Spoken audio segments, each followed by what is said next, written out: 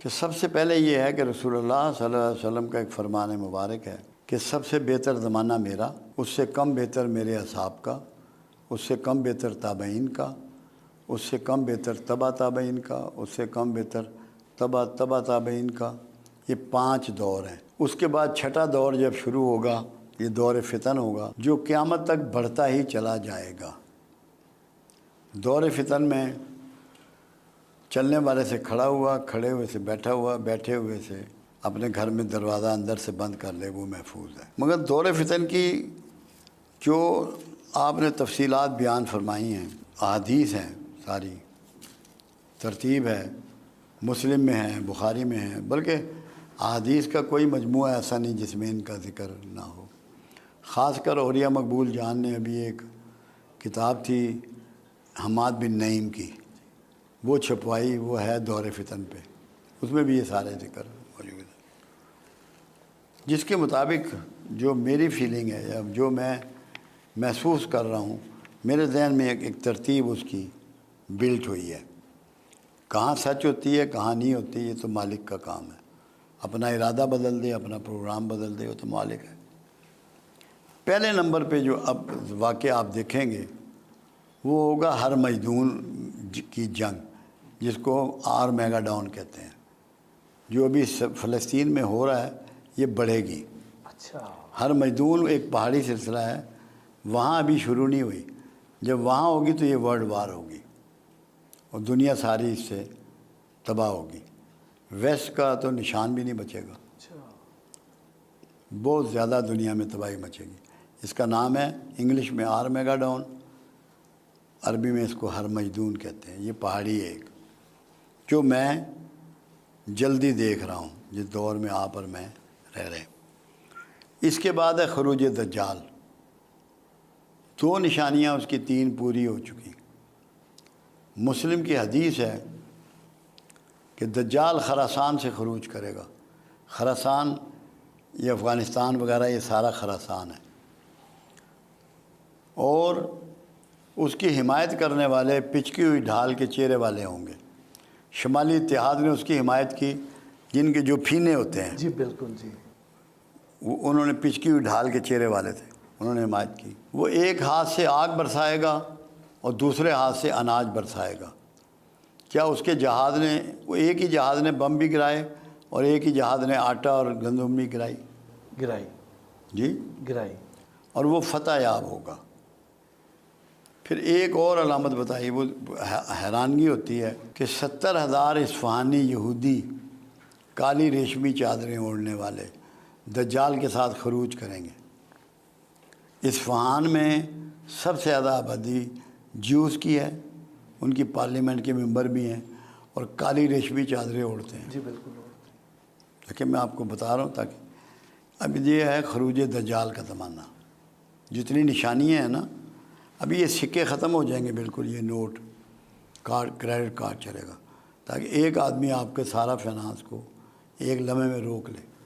ایسے ہی جی، آپ کی زندگی کو ایسا کر دیا جائے گا کہ ایک آدمی آپ پہ رول کرے پوری دنیا میں، چاہے کرنسی ہو، چاہے موبائل ہو، چاہے کھانا پینا ہو، کچھ بھی ہو۔ یہ اب خروج دجال کا زمانہ آ پہنچا ہے۔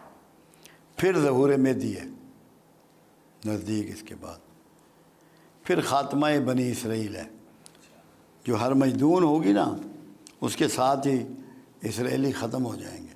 حدیث مبارکہ یہ ہے، کوئی پتھر، کوئی اینٹ، کوئی درخت، کوئی سایہ ان کو پناہ نہ دے گا، صرف ایک درخت ہوگا زرکت کا، وہ اس کے پیچھے یہودی چھپ سکیں گے۔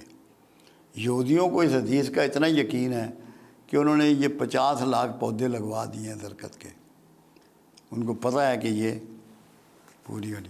اس کے بعد ہے اسلام کے نشات ثانیہ، جس کے سٹارٹ 3 ملکوں سے ہوگا، ترکیہ، پاکستان، خراسان۔ پھر غزوہ ہند ہے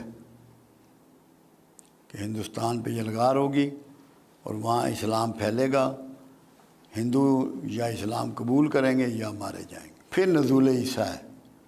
نزول عیسیٰ جب ہوگا تو جو فوجیں غزوہ ہند لڑیں گی وہ جا کے شام میں عیسیٰ کی فوجوں سے جا ملیں گے۔ یہ تو جو ترتیب میں دیکھ رہا ہوں، محسوس کر رہا ہوں، پڑھتا ہوں، وہ ہے۔ پاکستانیوں میں بڑی چینج آئے گی، غربت یہاں کبھی نہیں ہوگی۔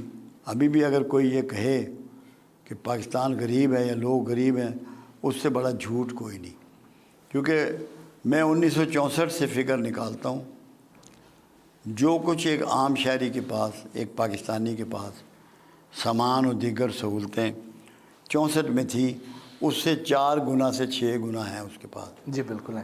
صرف ہم ناشکرے ہو گئے ہیں، ہر وقت اللہ کے موسم کا، اللہ کے پھلوں کا، سبزیوں کا، گوشت کا، دودھ کا، انڈے کا، حکمرانوں کا شکوہ کرتے ہیں۔ یہ نہیں سوچتے، اب جیسے حکمران ہی ہیں، ہم یہ سمجھ رہے ہیں کہ یہ خود آ گئے یا ان کو فلاں ووٹوں نے بنا دیا۔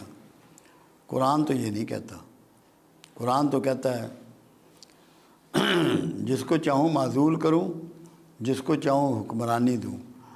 جب یہ فیصلہ اللہ کے پاس ہے تو ہمیں اللہ کے فیصلے سے ڈفر کرنے کی ضرورت کیوں ہوتی ہے؟ بالکل ٹھیک بات۔ ہمیں نہیں ہونی چاہیے، یہ بغاوت ہے اللہ سے۔ جب کملی والے کی ایک سٹیٹمنٹ موجود ہے، تم پر اگر ایک نک کٹا حبشی بھی حکمران بنا دیا جائے تو تم نے اس کی بھی فرما برداری کرنی ہے۔ نک کٹے حبشی کا لفظ میرے آقا لے رہے ہیں۔ تو اس لیے ہمارے ہاں جو جھوٹی بغاوت ہے نا، کہ ہر چیز کو برا کہنا، ہر چیز کی مخالفت کرنا، یہ جائز نہیں ہے، یہ نہیں کرنی۔ شکوہ نہیں، لوگ شکوہ چھوڑ دیں۔ میں یہ یقین سے آپ کو بتاؤں، یہ زمین آپ کو وہ خزانے اگلے گی جو کچھ سوچ نہیں سکتا۔ سونا، چاندی، تانبا، پیتل، پلیٹینم، گیس، پیٹرول، زمرد، یاقوت سب اگلے گی۔ اللہ پہ شکوہ چھوڑ دیں، شکوے نے ہمیں ذلیل کر رکھا ہے۔ یہ جو کفار ہیں یا یہودی ہیں، غیر مسلم ہیں، تو وہ تو ان احادیث کو پوری طرح مانتے ہیں اور اس کے مطابق اپنی تیاری بھی کر رہے ہیں۔ بالکل مانتے ہیں وہ 100%۔ لیکن ہم بطور مسلمان اس پہ یقین ہی نہیں رکھتے ہیں۔ اور یار یہ نہیں بات، یقین سب کا ہے۔ جو مختلف مکاتب فکر پیدا ہو گئے ہیں نا، اور مسالک پیدا ہو گئے ہیں، انہوں نے ڈاؤٹ فل بنا دیا ان باتوں۔ اگر سب کی بات ایک ہی نکلے تو کیسے نہیں مانے گی؟ پوری امت مانے گی۔ پھر تمہاری ڈائریکشن سیدھی ہو جائے گی۔ اس لیے میں لوگوں کو کہتا ہوں کہ 2 چیزوں تک اپنے آپ کو محدود کر لو علم میں، قرآن تک اور صاحب قرآن تک۔ واہ واہ۔ میرے 4000 سے اوپر لیکچر ہیں دنیا بھر میں۔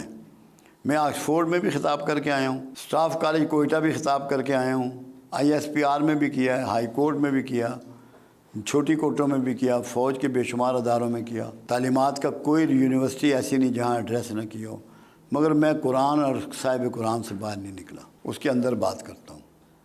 تو یہ جو اتنے فرقے بنا دیے گئے ہیں، یہ ٹھیک ہو اسی جائیں کے گے۔ پیش نظر بنائے گئے ہیں کہ ان کے ایک چیز ایسا پہ نہیں ہوتا، متفق نہ ہو جائیں۔ اس میں پرابلم ایک ہوتا ہے، نہیں فرقے کسی نے نہیں بنائے، ہم نے بنائے۔ آپ کی اور میری ڈسکشن ہوئی، ہم دونوں علماء ہیں، ایک دوسرے کو دلیل دینے کے باوجود ہم نے ایگری نہیں کیا۔ وہ آگے اپنے اسٹوڈنٹ کو بات بتا دی، وہ ایک فرقہ پیدا ہو گیا، وہ ایک سوچ پیدا ہو گئی۔ اگر ہم یہ سوچ لیتے کہ میری وجہ سے امت میں تفرقہ پھیلے گا اور میں اپنی بات نیچے کر لوں، میں لسے پیودہ پتر بن جاؤں، تو یہ نہ ہوتا۔